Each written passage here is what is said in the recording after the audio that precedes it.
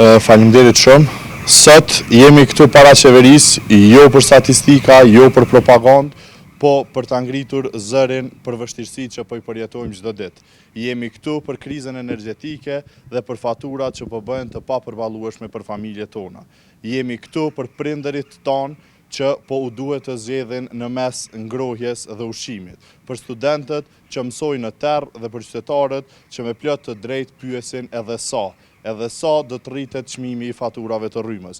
Albin Kurti po tallet me qytetarët duke u thënë se po ngrohemi më shumë se ç'duhet, por sot po e pyesim publikisht, kush po shpërdoron energjinë? Qytetari që me zor ja del deri në fund të muajit, apo qeveria që ka bllokuar qindra miliona euro investime në energji të pastër dhe ka lënë Kosovën pa prodhim të mjaftueshëm vendor? Kush po e rrezikon sistemin? Familjet që mezi po mbjetojnë apo pushteti që për vite me radhë ka bllokuar projektet për sjelljen që sillin energji, vende pune dhe siguri energjetike.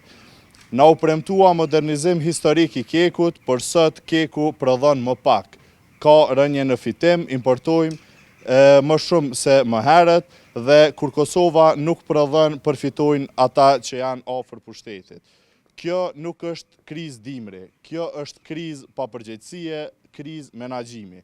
Dhe faturën po e paguajmë ne, familjet tona dhe çdo qytetar i Republikës së Kosovës. Prandaj sot kemi ardhur edhe me një dhuratë simbolike për Albin Kurtin, një batanie dhe disa qirenj.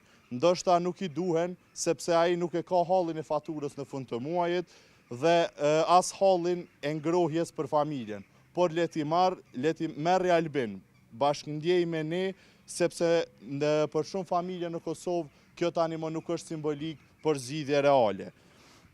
Ne jemi këtu sepse terri është bërë përgjigjja e kësaj qeverie. Ne jemi këtu për të gjithë të rinjët që ju duhet të mësojnë në terr, energjia është shërbim bazë dhe jo vetëm biznes për të përfituar të preferuarit e pushtetit.